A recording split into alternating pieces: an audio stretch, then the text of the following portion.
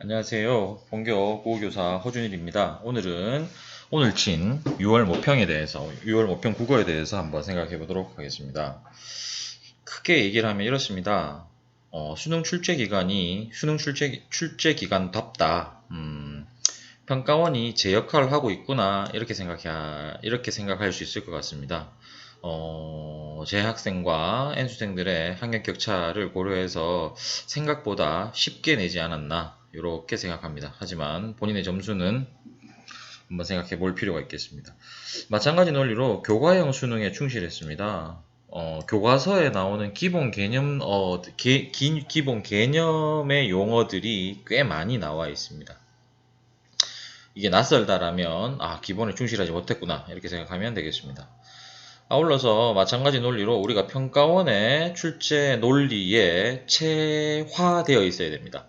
그러니까 평가 문제를 많이 풀어야 되겠죠. 18학년도, 19학년도, 20학년도에 6평, 9평 대수능에 대한 분석과 피드백은 완벽하게 이루어져야 됩니다. 이게 연계율이 6평이 그렇게 이제 70% 되더라도 이제 체감 연계율은 그렇게 높지 않을 텐데 올해는 굉장히 높은 편이 아닌가 이렇게 생각합니다. 그래서 그리고 이제 문항 구성 면에서는 화법과 작문, 문법, 독서, 문학 정도에서 크게 변화된 모습이었습니다. 이게 밑에 작년 수능입니다. 같습니다. 그래서 이제 난도를 한번 생각해 보면 작년 수능에 비해서는 다소 쉽다 혹은 엇비슷하다.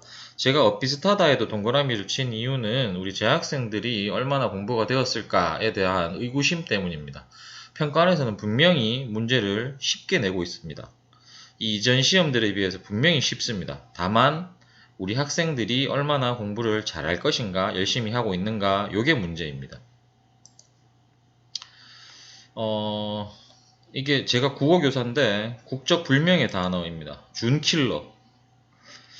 이제 아주 어려운 못 풀만한 킬러 문항은 없다는 말입니다. 그러면 준킬러 조금 어려운 문제를 해결하는 사람은 점수가 많이 부자가 되어 있고 해결 못하면 반대가 되어 있겠죠. 그래서 준킬러 문제에 대해서 한번 생각을 해보자. 제가 난도를 말씀드렸는데 이번에도 아마 표준점수 만점은 100점, 그러니까 원점수 100점은 표준점수 아마 140점 언저리에서 나올 것 같습니다. 그래서 엇비슷한데 우리 재학생들이 점수가 얼마나 될 것인가에 이제 키가 달려 있고 이렇게 적었죠. 이게 인문계든 자연계든 결과적으로 수학은 어느 정도 완성도가 있다라고 보고 결과적으로 상위권에서는 국어가 키가 되고 있습니다. 최근 몇 년 동안. 충분히 생각을 한번 해봐야 됩니다. 키가 되는 과목이 국어입니다. 의대, 치대, 자연계 상위권 전부 국어가 키가 되고 있습니다. 물론 수학이 전제가 되겠죠. 다음 아까 말씀드렸습니다. 체감 연계율이 높습니다. 평가원에서 쉽게 내고자 열심히 하고 있습니다. 우리는 EBS 연계에 철저하게 해야 됩니다. 다음입니다. 그래서 EBS 수능 특강 그리고 지금 나와 있는 수능 완성에 대해서 구조화해서 이해하고자 하는 게 필요합니다. 준킬러 제가 설명을 드렸습니다. 얘만 한번 들어볼게요. 관동결곡이 출제됐습니다. 비연계입니다. 근데 고전 시가의 대명사 관동결곡이 나왔는데 현대어 해석이 안 된다. 이게 준킬러라고 하기도 조금 그런데 하여튼 오늘 정답률이 높지 않을 것 같습니다. 그 다음 그 특허권 지적재산 보호와 그 다음 영상 그 편집 기술을 나타냈던 이 문제 3개가 이 선택지가 조금 복잡하게 되어 있습니다. 한 3문제 정도가. 그래서 이해도가 좀 낮은 경우. 그 다음에 우리 명사절을 물었던 안긴 문장 14번 문제. 요 정도가 아마 준킬러가 될 것 같습니다. 다시 한번 말씀드립니다만은 킬러 없습니다. 충분히 해결 가능합니다. 그래서 이번 주말 안에 이 문제들을 충분히 해결할 수 있어야 되겠습니다. 같은 얘기죠. 점수의 양극화. 평가원이 열심히 이렇게 많은 노력을 하고 있다라는 겁니다. 자, 화법 작문 한번 보겠습니다. 3가지가 있습니다. 세 지문이 되어 있어서 이건 늘 그랬던 거고. 여기 보면 문제가 말하기 방식, 내용 조직 방법, 그 다음에 화법 일부 개념의 요약, 재진술 이런 화법 교과서에 나온 단어들이 우르르르 나와 있습니다. 그래서 기본 개념을 잡고 가라. 그 다음 문제 8번 정도는 조금 까다로울 수 있었는데 큰 틀에서 보면 내용 일치 문제입니다. 맞다, 그러니까 내용이 지문과 선택지가 일치한다, 안 한다를 가지고 문제가 풀리는 이런 문제가 되겠습니다. 문법 아주 중요한 문제입니다. 이렇게 지문형이 하나 붙어 있고 세 문제가 붙어 있습니다. 중세국어가 눈에 띄죠. 이번엔 관현격 조사가 나왔는데 앞에 말씀드린 14번 안긴 문장 문제입니다. 요건 출제될 때마다 정답률이 낮은 파트입니다. 반드시 개념을 잡고 가야 됩니다. 6평에 나왔기 때문에 9평에 안 나올 겁니다. 수능에 나오냐 안 나오냐가 문제니까 결국 이제 준비를 해야 되는. 그리고 15번 문제가 띄어쓰기 맞춤법 문제였습니다. 이거와 더불어서 표준 발음법 반드시 고민하시기 바랍니다. 음운 변동 문제가 나오면 표준 발음법 안에 있는 예시가 나올 가능성이 매우 높습니다. 자, 지문형은 조금은 낯선 지문입니다. 지시표현, 대용표현, 접속표현을 물었던 설명하고 있는데 이게 지문형에 이제 음운의 변동인 어떤 규칙이 나오면 참 좋은데 담화에 우리가 서로 이야기를 나누는 상황이 나왔다라는 건 출제하는 입장에서도 예외적인 경우 하나 발생하면 이제 시비가 걸릴 수, 이렇게 오류에 대한 시비가 걸릴 수 있고 문제 푸는 입장에서도 실제 어느 상황까지 생각을 해야 되기 때문에 조금 곤란한 겁니다. 이런 데서 우리가 다시 한번 평가원의 권위를 확인할 수 있을 것 같습니다. 자, 독서 파트 한번 가보겠습니다. 이번에 독서 어려운 거 없습니다. 단지 이 지문의 내용을 두세 개 엮어서 추론하도록 해놓은 선택지가 문제입니다. 자, 피드백 할 때 이 문제, 요 준킬러 문제들의 그 선택지들이 선택지들이 지문의 어느 부분의 정보가 엮여 있는지를 꼭 확인하기 바랍니다. 나머지 거는 뭐 얘기할 것도 없습니다. 그래서 준킬러 문제 계속 얘기하면 28번, 32번은 사례에 적용하는 문제인데 이게 너무 익숙해져 있습니다. 이게 3점이라고 딱 적혀 있습니다. 그래서 요거는 이게 어느 정도 연습이 좀 되면 요런 건 답이다 정도의 감이 옵니다.